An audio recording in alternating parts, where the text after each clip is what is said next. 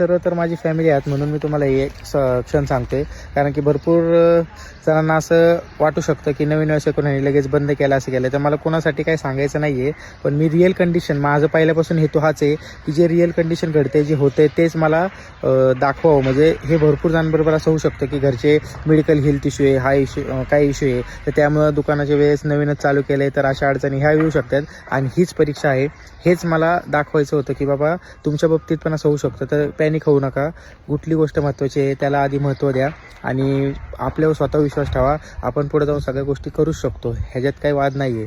पण आत्ताची जी सिच्युएशन आहे, तर तुमचं पण कोणी जर असं मेडिकल हेल्थवर असेल तर त्यांची पण काळजी घ्या आणि शॉपला पण सांभाळा कंटिन्यू. तर अशाच पद्धतीने मी हळूहळू अपडेट तुम्हाला देत राहील की त्यांची प्रकृती कशी आहे, काय आम्ही म्हणजे दवाखान्यात जातोय वगैरे आणि शॉप वगैरे आपलं रेग्युलर कसं काय.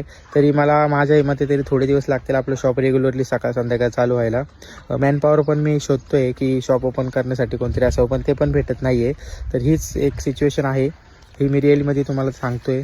तर तुम्ही माझ्यासोबत जसे आहात तसेच राहा आणि भेटूया पुढच्या व्हिडिओमध्ये आणि बघू आपण पुढं कसे अपडेट येतील. आणि हीच प्रार्थना करतोय मी की आजोबा आमचे लवकर पहिल्यासारखे एकदम हेल्दी व्हावेत, जसा त्यांचा विकनेस आहे तो पूर्णपणे जावा आणि परत ते रेग्युलर आपल्याला त्यांचीच गाडी टू व्हीलर चालवून ते दुकानावर भेटायला यावेत. ओके, चल बाय फायनली.